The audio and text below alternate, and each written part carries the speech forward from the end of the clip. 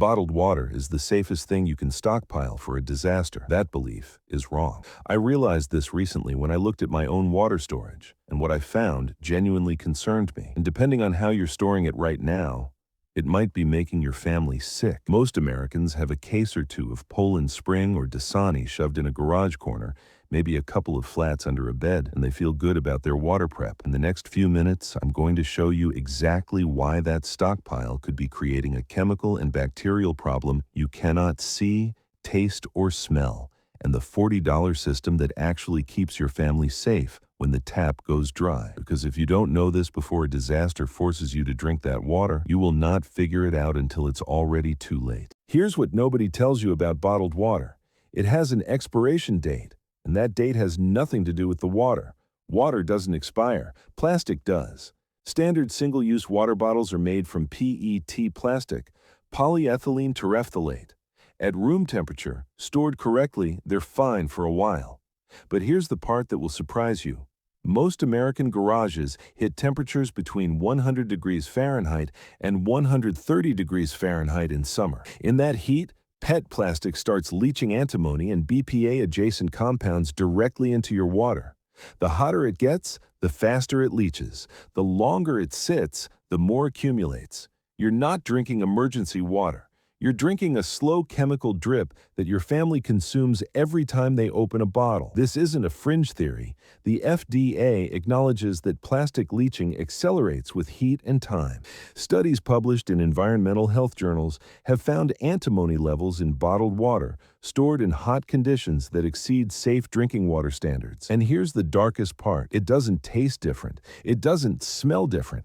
Your kids drink it, you feel prepared, and you have no idea. Most people get this completely wrong and think the solution is just buying more bottles. It isn't. The solution is understanding what you're actually storing and how to store it correctly. Single-use PET bottles, the standard 16-ounce Dasani or Aquafina you grab by the flat at Walmart, are not designed for long-term storage. They're designed for single use within a few months of manufacture. Using them as a multi-year emergency stockpile is not what they were built for, and your family pays the price. This is where it gets deadly. A family sheltering in place for 2 weeks in a Texas-style freeze or a hurricane aftermath, drinking water that's been in a hot garage for 8 months in thin plastic bottles, is adding a chemical stress load on top of an already physically stressed situation. Compromised immune systems, kids, elderly family members, they feel those effects first and fastest. So what do you actually do? First, switch your storage container. Food-grade high-density polyethylene containers, HDPE, the number 2 plastic, are designed for long-term water storage and don't leach the same compounds under heat. A 7-gallon Aquatainer from Walmart or Amazon runs about $15. A 55-gallon Blue Barrel rated for water storage costs around $40 at most farm supply stores or on Amazon. These are what preppers who actually know what they're doing use, not cases of Fiji water stacked in a Georgia garage in July. Second, store them correctly. Your water storage goes in the coolest, darkest spot in your home. A basement, an interior closet, away from any heat source. Never on concrete floors directly.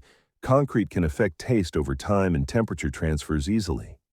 A simple wooden pallet from Home Depot, free or a couple of dollars, keeps your containers elevated and insulated. This takes 15 minutes to set up and extends your water quality by months. And here's the part that will surprise you. Even properly stored water needs rotation. The thing survival channels never mention is that sealed water stored in quality containers in cool conditions stays safe for up to 5 years. But most people never rotate their supply at all. They buy it, store it, and assume it's good forever. Set a calendar reminder right now for 1 year from today to cycle your water. Use the old supply for washing and cleaning. Refill with fresh. This keeps your stockpile at peak safety with zero waste and zero cost. This is the part that almost nobody in the survival community talks about, and it's the part that surprised me most. Now let's talk about the second problem that bottled water stockpiles create. And this one is a security issue. A garage stacked floor to ceiling with water cases is visible to your neighbors, to anyone who glances through an open door, to anyone watching your house during an extended grid-down event. After Hurricane Katrina, Desperate people didn't break into homes at random.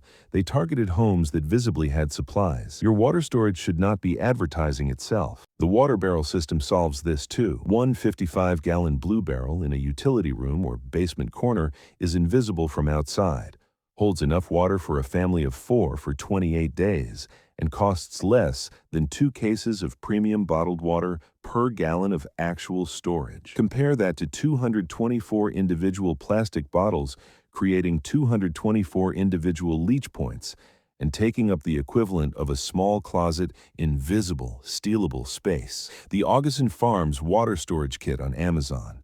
Barrel, hand pump, treatment tablets, and bung wrench runs about $85 for the complete setup. That is your entire household water emergency plan in one box. One purchase, done correctly, beats years of accumulated plastic bottles stored wrong.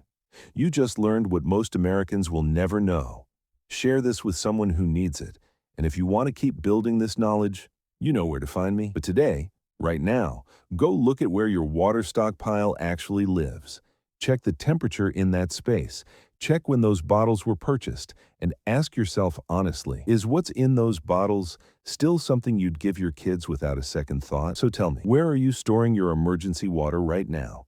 Garage, basement, closet? Drop it in the comments, because your answer might be the wake-up call someone else needs to hear.